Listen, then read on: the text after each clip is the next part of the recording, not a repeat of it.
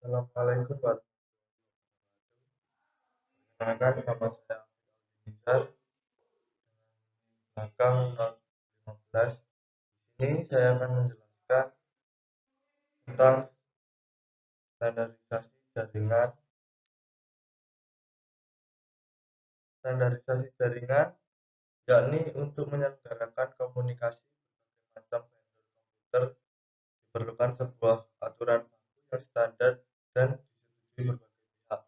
Dalam dunia komputer dan telekomunikasi, interpreter identik dengan protokol. Untuk itu, maka badan dunia yang menangani masalah standarisasi, yakni ISO International Standardization Organization, membuat aturan baku yang dikenal dengan nama model referensi OSI atau Open System Interconnection. Dengan demikian, diharapkan semua vendor perangkat telekomunikasi haruslah berpedoman dengan model referensi ini dalam mengembangkan protokolnya. OSI atau Open System Interconnection, yakni model referensi OSI terdiri dari 7 lapisan, mulai dari lapisan fisik sampai dengan aplikasi. Model referensi ini tidak hanya berguna untuk produk-produk LAN saja, tetapi dalam pembangunan jaringan internet sekalipun sangat diperlukan. Hubungan antara model referensi OSI dengan protokol internet bisa dilihat dalam tabel di samping ini.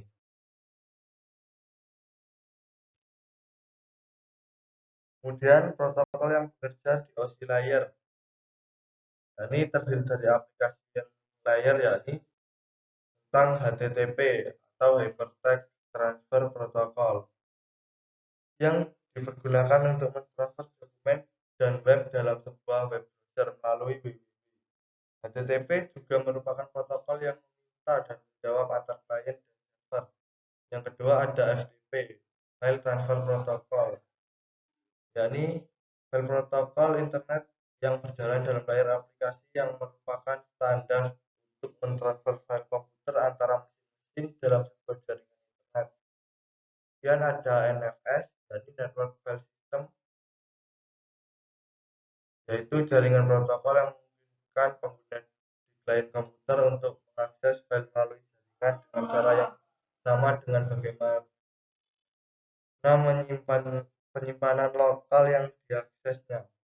Kemudian ada DNS, Domain Name System, yakni protokol yang digunakan untuk memberikan suatu nama domain pada sebuah alamat IP agar lebih mudah diingat.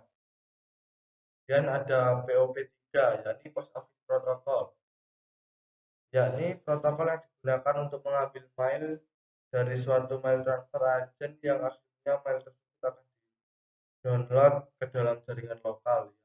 Kemudian ada MIME, yakni Multipurpose Internet File Extension, yakni protokol yang digunakan untuk mengirim file binary dalam bentuk teks. Kemudian ada SMP, Server Message Block, yakni protokol yang digunakan untuk server file ke DOS dan Windows. Kemudian ada NNTP, yakni News Transfer Protocol, yakni protokol yang digunakan untuk menerima dan mengirim newsgroup. Presentasi layar, yakni terdiri dari satu Telnet, yakni protokol yang digunakan untuk akses remote masuk ke suatu host data berjalan secara light text. Kemudian ada SMTP, yakni SMTP Simple Mail Transfer Protocol, salah satu protokol yang bisa digunakan dalam mengirim email di internet atau untuk mengirim data dari komputer pengirim email ke server email penerima. Kemudian ada SNMP, yakni Simple Network Management Protocol, protokol yang digunakan dalam dan ada session layer, yakni terdiri dari NetBIOS, yakni berfungsi sebagai penyiaran pesan, maksudnya memungkinkan user untuk mengirim pesan tunggal secara serempak ke komputer lain yang terkoneksi. Dan ada NetBIOS, NetBIOS Extended User Interface, berfungsi sama dengan NetBIOS, hanya sedikit dikembangkan lagi dengan menambahkan fungsi yang memungkinkan bekerja dengan perangkat keras dan perangkat lunak.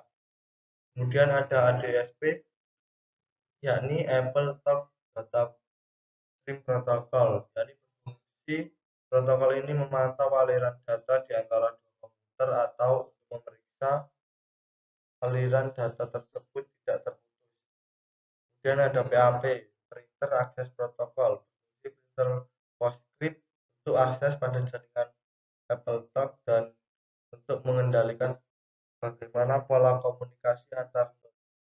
Kemudian ada transport layer, yakni terdiri dari TCP dan UDP.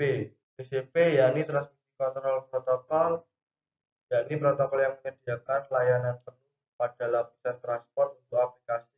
Kemudian ada UDP, User Data Protocol, protokol connectionless dan proses to proses yang hanya menambahkan alamat port, checksum, error control, dan panjang informasi data pada layer di atasnya. Kemudian ada network layer, yakni ada IP, Internet Working Protocol, yakni mekanisme transmisi yang digunakan untuk mentransportasikan data dalam paket yang disebut datagram. Kemudian ada ARP, Address Resolution Protocol, yakni protokol yang digunakan untuk mengetahui alamat IP berdasarkan alamat fisik dari sebuah komputer. Kemudian ada RARP, yakni Reserver Address Resolution Protocol, protokol yang digunakan untuk mengetahui alamat fisik melalui IP komputer. Kemudian ada ICMP, yakni Internet Control Message Protocol, yakni mekanisme yang digunakan oleh sejumlah host untuk mengirim notifikasi datagram yang mengalami masalah pada hostnya. Kemudian ada data link layer, yakni terdiri dari PPP atau point to point protocol, yakni protokol yang digunakan untuk point to point pada suatu jaringan. Kemudian ada SLIP, yakni Serial Line Internet Protocol, yakni protokol yang digunakan untuk menyambung serial. Kemudian ada physical layer.